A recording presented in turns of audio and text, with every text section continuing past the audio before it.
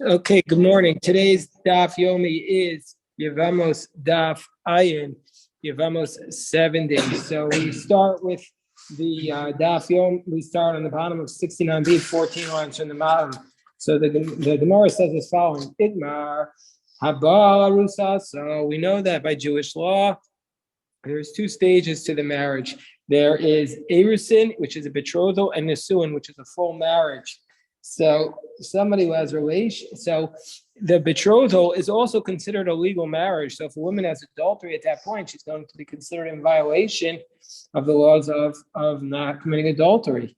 But she's still not yet allowed to be with her husband, with her fiance, because they're only engaged.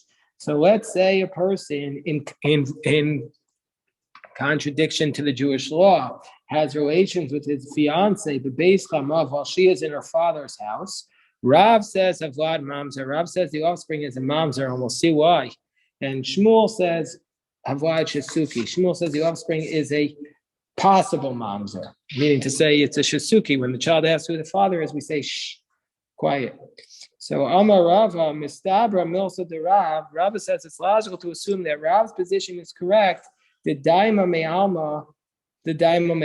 He says, let's assume that Rav is correct that the offspring is a Mamzer when she's suspected from the general world of being adulterous, meaning because then we'll say maybe the father is somebody else, and therefore she's pregnant she's pregnant while she's engaged. She would suspect that somebody else is the father other than her fiance, so the offspring is a mamzer. And below daima me'alma, but if she's not suspected of adultery with other people, we can assume that the father that the fiance is the father. And Rabbi says, what's my source for my logic? I'm a Rabbi Menamina. Well, what's my source? This was from our Mishnah. What do we say in our Mishnah? The Katani, we said in our Mishnah, Yolda, that if she gave birth to, if there was a daughter of an Israelite who was with a Kohen, they weren't married, and she gave birth to a child, Tochal, she can eat the Truma. Because we could assume that the father was the Kohen. Now, what's the circumstance here? Maybe you want to say that the circumstances, the daima me'alma. If you want to say circumstances, she's suspected of being with many people. Then Yolda, my tochel. Then if she gives birth, why can't she eat from the truma? Why do we assume that the father is the kohen? Elav. It must be minei daima. Oh, daima me'alma. It must be that we suspect her of being with the kohen and not with other people. Ma hasam no hayusur. And in that case, where both of them are prohibited. And we still say Basra Tidei Shaydinima. We still assume that the Kohen was the father. In this case, where she's actually permitted to be with her betrothed husband, with her fiance, and the rest of the world she's prohibited, for sure we would have assumed that her betrothed fiance is the father. So therefore, when do we say that the child is a mamzer? Only where we suspect her of only being with other people, but we don't suspect her of being with her fiance. Otherwise, if she had been any suspicion of being with her fiance, we would have assumed that indeed the fiance is the father and the offspring is not a mamzer. Abaye challenges this. Amar Abaye says, no. I'll say to you, even where in any circumstance where she's suspected of being with her husband, I'll say, with her fiance, I'll still say the offspring is a mamzer. Even though she's not suspected of being with other people, we'll say the offspring is a mamzer. Amar avad mamzer. Why? My time and Amrinon, because we'll say the afkar nafshe gabe aros afkar nafshe alma. Because we'll say, look, she's breaking the halacha, she's breaking the law, she's being with her fiance, and from the fact that we see this is a woman who has no compunctions about being with her fiance, she's probably with other men too. And so therefore, it doesn't seem to me to be the strongest argument, but that's what Abaye says. And who am I to challenge Abaye? But that's what Abaye says. So from the fact that she released herself to her husband, she also must have released herself to other people. And that's why Rav says that the offspring is a mamzer under circumstances where she suddenly shows up pregnant in her father's home. And therefore, what about the case of the Mishnah, says Abaye, where we say we could assume that the father was the Kohen? And here we don't assume that the father is the fiance, because the Mishnah was talking about a specific case where they were both in isolation. Mishnah says, "Shneim ayu chavushim v'meis asurim." They were both captured in a prison together. They shared a prison cell, or let's say they were in quarantine together in COVID. So there, we could assume that she's only with this one guy. But in our case, she wasn't quarantined, and so therefore we don't have to assume that it was from the fiance, and therefore Rav says offspring was a mamzer. There's a whole alternative version of this discussion. An alternative version of this discussion is the voa, where in a circumstance where they both admit that they had relations, where they both admit that they were together. Everybody says we assume that the fiance is the father. And this is the case. This is how we learned it. Arusa Shebro, let's say the betrothed woman, she shows up pregnant. Rav Amar Avad Mamzer. Rav says the offspring is a mamzer. Shmuel Amar Avad Shasuki. Shmuel says the offspring is a possible mamzer. Amar Rava, and Rava says Mistabra Milsa the Rav. We'll assume that Rav is correct that the offspring is a mamzer. Rav says his opinion, where there's no suspicion that she was with her husband, and the whole suspicion is that she was with another man. Top of 78. But if she's suspicious of being with her husband, then if there's a suspicion that she's with her husband, then and even though if there's another suspicion that she was with other people, we assume that we attribute it to the father, to the fiance. And what's the basis for Rav's position that if there's an assumption that she was with her husband, that she's not a mamzer?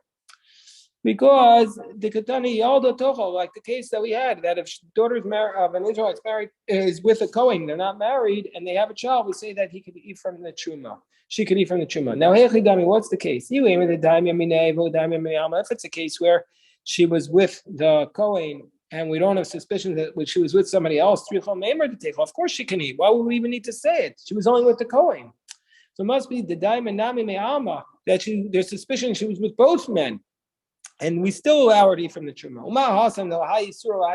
In no case, she's prohibited to be with both men.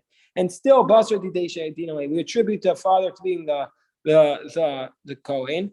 In this case, in this case, where for sure she's permitted to one and prohibited to the other, well, kol shekain, for sure she's going to be able to attribute it to the father. And so therefore, whenever we know we have a suspicion of her being with the fiance, for sure we're going to say that we could attribute it to the fiance because she was allowed to be with the fiance.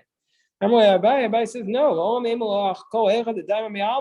Abai says no. If there ever was a circumstance where she was with, or there's suspicion she was with other men, then afagav the daime Minay, then even though she's also suspected of being with her fiance, we're going to say that Rav would say the father is a mamzer. Masnisa in our Mishnah, where it says she can eat from the truma, it's bidlo damikol. She had no suspicions of all being with other men up until that one night of encounter with the Kohen. But before that, there was no suspicions of being with any man. So then, since there was only one possible night where she was suspected, and that was with the Kohen, that's why we attribute it. That's how Abai says. So we said in our mission that the Canaanite slave disqualifies the woman from marrying Cohen with his intercourse with her, and also, nevertheless, we say that if they have an offspring together, that offspring does not prevent her. That offspring does not prevent her. Mishub Zera. So what does that mean? Meaning to say that the offspring is not going to be considered like offspring for the categories of figuring that out. So what's the reason? Because it says a woman and her slave and her offspring will be to her master. Meaning to say that the offspring of a Canaanite slave is not going. A woman with a Canaanite slave is not going to be considered an offspring to disqualify. So the Gemara then said that Tanarabbanan v'zera ein la. If she has no offspring, then she can go back to her father's home. Zara. I only know if she has no offspring. Zara minayin. Let's say she has grandchildren. Do those count as offspring? Says the verse v'zera ein la mikol makom. No offspring whatsoever. So meaning to say, if she has grandchildren, they count as offspring, either to allow her to be to eat the truma or to disqualify, whichever way she goes. Now, Zara kosher, Zara pasamina. Let's say she only has. I only know that if she has kosher seed, that counts as offspring. Let's say she has disqualified a mamzer, does it count as seed? Talmalomar v'zera ein la ayena la. Look closely at her. Gemara says va'fikta lazera zara. But didn't we just use that word lazera ein la to teach us that it includes grandchildren? Then Gemara says we don't need a verse for that. The grandchildren, we don't need a verse to teach us that they're your children. Zera zera lo itzrach because b'nei banim marein kabanim, because we know that grandchildren are like children. We already learned that back on Samach Beis. We only need a verse to teach you that disqualified seed is considered to be like your seed. So Reish Lakish says, so this idea that the idolater is with a Jew creates a mamzer, which by the way we don't rule like that today, but this idea seems to be only according to Rabbi Akiva, because Rabbi Akiva says that from any prohibition, and it's just a regular prohibition to be with a Canaanite, the offspring is a mamzer. So Reish Lakish says to Rabbi Yochanan, you want to say our mission is like Rabbi Akiva? Come on, Rabbi Akiva. You want to say our mission is like Rabbi Akiva? So he says, no, Damar Yesh Mamzer Mechai V'Ladim. It says that from any prohibition it creates a mamzer. No, so Rabbi Yochanan responds, Afil Tema Rabbanan. No, our mission could even be like the Rabbanan, that even though the rabbis say that normally a mamzer comes only from a kares prohibition, in this case, from an idolater and a Canaanite slave, they would admit that the offspring is a mamzer. We taught obik chavim ve'evan, idolater and a slave, Baal Bat Yisrael, or with a Jewish girl, Vlad is a mamzer. The offspring is a mamzer. And we said that sometimes the Kohen Gadol disqualifies, and sometimes a mamzer qualifies you. A Kohen Gadol could disqualify you from eating truma if he's the grandson of a Bas Kohen who married an Israelite, and then in between there was an Israelite, and then a Kohen. So she now has a descendant from the Israelites, so she can't go back to her father's home. Kohen Gadol disqualifies. But sometimes if it's the reverse situation and the grandson is a mamzer, she has a descendant from the Kohen, and she could eat the truma. So that's why we have this one case of a woman said, "Hareni kaparas ben biti kuza shemachilei truma." She says, "Let me be an atonement for the son of my daughter, who's like a small utensil. I use a mamzer, but because of him, I can eat the truma." Hareni kaparas ben biti kada, and I don't want to be an atonement for the son of my daughter, who's a jug. He's a Kohen Gadol. It can still disqualify me from the truma. We complete this chapter called Hamana, and now we go to the chapter which is called foreskin. Ha'aral, the chapter of the one who's not the foreskin, the one who's the uncircumcised, the chapter of the uncircumcised man. Ha'aral, the uncircumcised man, and anybody who's ritually impure, they cannot eat the truma. We'll see why. And their wives and their slaves can eat the truma. Patsua daka. So this is a man. We read about this in Parsha on Shabbos. A man with crushed testicles who crushed shivcha. And we're going to define. The Talmud is going to define in minute detail what is considered a crushed testicle. Who crushed shivcha. A man with a severed member. Talmud is also going to define that. They can eat. Their slaves can eat the truma, but their wives cannot eat the truma. Why not? Because their wives are not allowed to marry them. You're not allowed to marry a man with a severed member or a crushed testicle. But let's say they were already married and then he got the severed member or the crushed testicle and they did not have relations after that. So then then under those circumstances they can't eat the truma. What's considered a crushed testicle? Any place where his testicles are crushed, even if one of them was crushed. What's a krush shivcha? Krush shivcha is if the member is severed.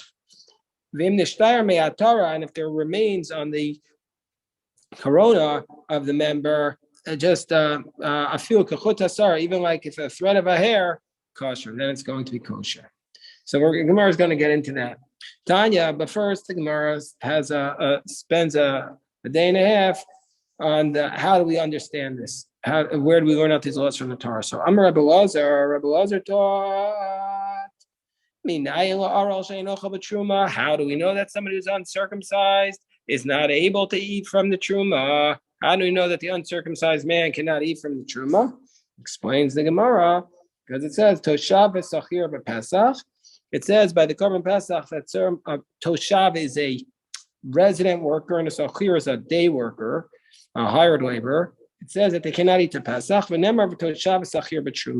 And it says the words toshav sachir by truma that they can't eat from the truma. By the truma, it refers to a man who has members of his household, but he also has hired workers. So the members of his household can eat the truma, but the hired workers can't eat from the truma from the kohen. And we say ma toshav sachir amor b'pesach, just like the toshav sachir that was said by the Korban Pesach, aro aser, just like the Korban Pesach, an uncircumcised man cannot eat from the Korban Pesach. Af toshav sachir amor b'truma aro aser. So too, the truma, it says toshav sachir, means that the uncircumcised man cannot eat from it. This is called the Gezerah Sheva. We compare the same words appear in two different contexts, and we compare the laws in both cases. Rabbi Akiva says Einon Sarach. Rabbi Akiva says we don't need this Gezerah Sheva. It says an extra word, Harei Omer Ish Ish, by the person, by the eating of the truma. It says if a man is disqualified, he can't eat the truma. And there it says Ish Ish. It says an extra word, man, to teach us that the uncircumcised man cannot eat from the truma. Rabba Sa'ara. So now let's analyze what Rebbe Lazar said. Amar Mahar, let's analyze what Rebbe Lazar said. Rebbe Lazar, Omer, Nemar Toshav Sachir b'Pesach, and Nemar Toshav Sachir b'Truma. It says the same thing by both. Ma Toshav Sachir Amor b'Pesach, just like the Toshav Sachir that by the Korban Pesach, Arol Asarbo, the uncircumcised man cannot eat from it. Af Toshav Sachir Amor b'Truma, just so too by the Truma, Arol Asarbo, he can't eat it. It's called a Gezerah Shava. But in order to do a Gezerah Shava, the words need to be free. They're not being used in the place where they're written. And we say mufna, that these words toshav sachir are free to do this comparison. Do you have mufna? Because if they weren't free to do this comparison, iko mefrach, we could challenge the Gezerah Shava by breaking it. And we would say that the Pesach has very strict laws. Ma'al Pesach shaken chayev and olav mishum pigel. You're liable if you have the wrong intent when you slaughter it, meaning you intend to eat it beyond the proper time or to sprinkle the blood beyond the proper time. The laws of Pesach are very strict that if you eat the meat after the first night, it's a violation. It needs to be burnt. Vitame, and you can't eat the meat in a state of ritual impurity. So these are very strict laws. So therefore, we wouldn't make if the Gezerah Shava, if these words were not free, we wouldn't be able to compare Pesach with Truma. Gemara says, lie, indeed, if we mufne.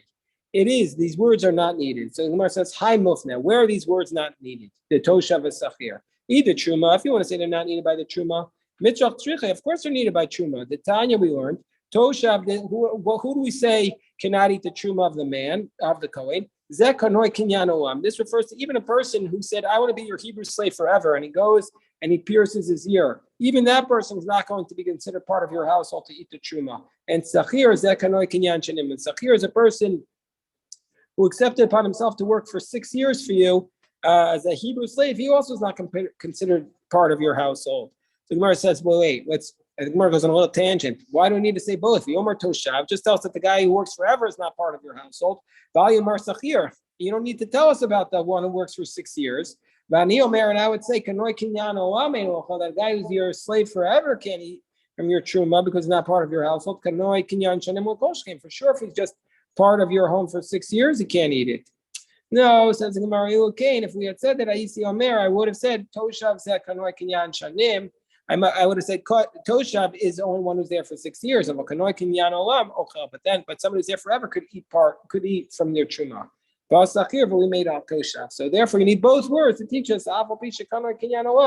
Even though you're there forever, you can't eat from the truma because you're not really part of the household because you're a Hebrew slave. So the Gemara says, but now, the Pesach Mufti, you must say that the words Toshav Sachir that appear by the Paschal Lamb, they are unnecessary. And therefore they're meant to teach us about a law with respect to Truma. Because when it says that Toshav Sachir cannot eat from the Paschal Lamb, what does that mean? What does it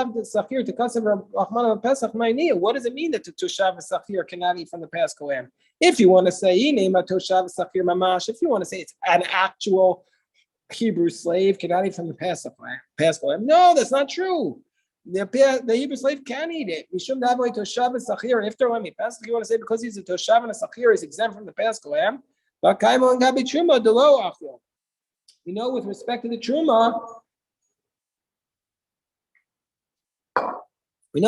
the Truma, that he cannot eat from the Paschal Lamb. We know by the Truma that the Toshav Sachir cannot eat from the Truma, and that means he's not part of the household. So that means he's an independent person. So if he's an independent person, he should be required to eat from the Paschal lamb. As the Gemara states on the top of Ayin Amud Beis, as the Gemara says, Alma lo kanile, from the fact that he can't eat from the Truma of the Kohen, that means he's not part of his household. So therefore, so it works the opposite here. So by the Paschal lamb, his master's not acquired him. So therefore, he has to eat from the Paschal lamb. So therefore, the Toshav Sachir is extra by the Paschal lamb, and to teach us the law by the Truma that the non-circumcised man cannot eat from the Truma. Like the Gemara says, but still, Akati Mufna Mitzad Echad. It's only free and clear on one side. But we have a principle, we have a principle that Rebbe Eliezer says that, or Rebbe Eliezer says that we have a principle that where he states that if it's only free and clear on one side, we can challenge it.